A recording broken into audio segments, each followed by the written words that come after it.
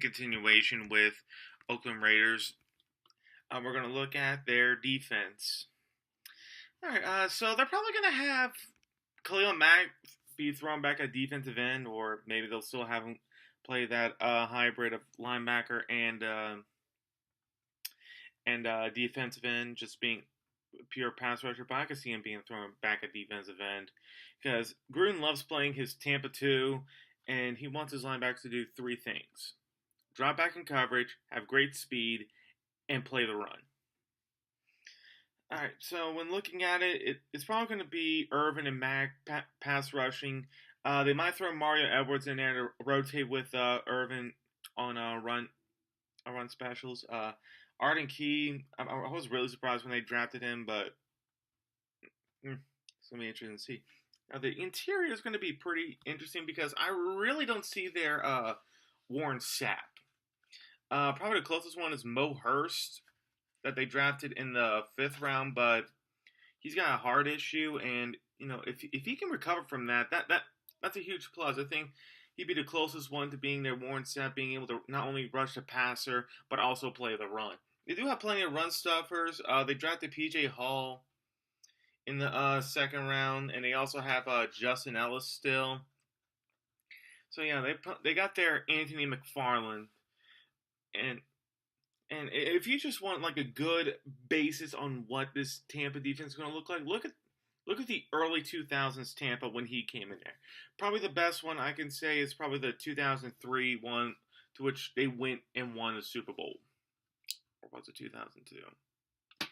Anyway, the question is going to be, who's going to be their interior pass is really going to be the interior pass rusher. I think there's high hopes for Mo Hurst, but again, he's got to fight that heart issue that he had, which caused him to fall in the draft because he was a 1st round target. Just that heart issue. Then looking at the linebacking core, this is definitely where it's at its most questionable because right now their Mike linebacker is the 36-year-old Derek Johnson, and they're probably going to have Tahir Whitehead also play the weak side linebacker or either strong side. But that's about it on solid stars. They probably got a few players they want to try out. This linebacking core is going to have a lot of things. It's going to have a lot of responsibilities. Dropping back in coverage, being able to play the run, and also flowing to the ball well. I think you got that from Johnson, being able to drop back in coverage and playing the run. But flowing to the ball might be a little problem because he's 36 now, and age is a real liability. I think Tahir Whitehead might do pretty well, considering he does function well as a cover 2 linebacker. Problem is that they're going to go through so many linebackers. Markel Lee has not worked out for them so well, and there's other linebackers that they can try. Just I wouldn't be surprised if they come with a trade later on, because what makes a Tampa 2 or a cover 2 scheme work is your linebackers. If your linebackers can do everything, like drop back in coverage, play the run, flow to the ball well, etc., then your cover 2 scheme will work. But if one linebacker isn't able to do that, it messes up everything. Because now your cornerbacks have to drop back deeper. Your safeties will have more responsibility, and it messes things up. So yeah, you need that.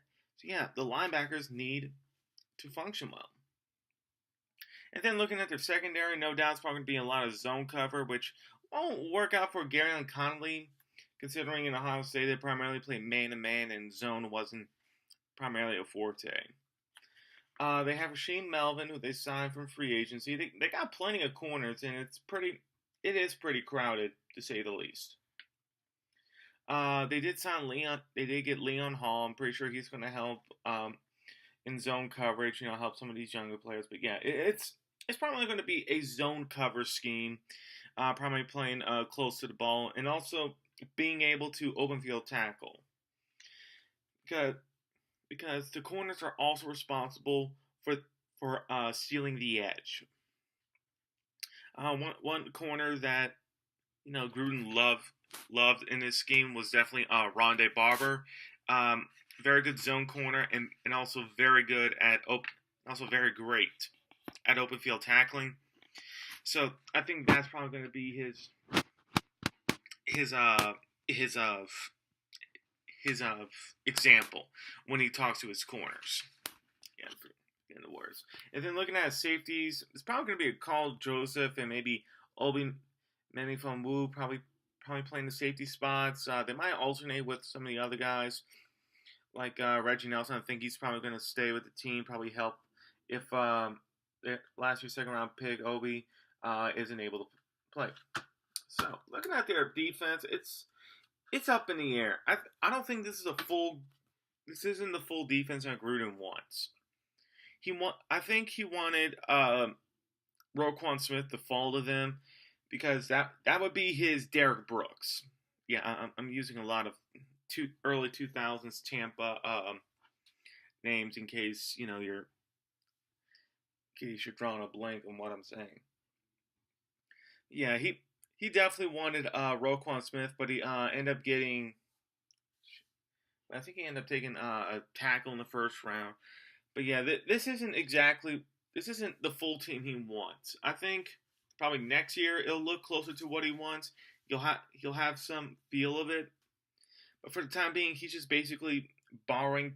He's basically borrowing pieces, taking a lot of old players who've been in the league and really trying to teach some of these young players on what he wants to do and what he needs. I'm surprised he didn't hire like Rondé Barber or Derek Brooks to his coaching staff to teach these guys. But it might be a decent defense. I don't think it's going to be top 20. I think it'll definitely be on the bottom half because I don't see many zone covers, especially like Connolly, but maybe guys like Rasheed Melvin and probably Daryl Worley can probably help. But this isn't definitely the defense they're looking. This isn't the defense that they're looking for. So I'll conclude the video with giving my final thoughts.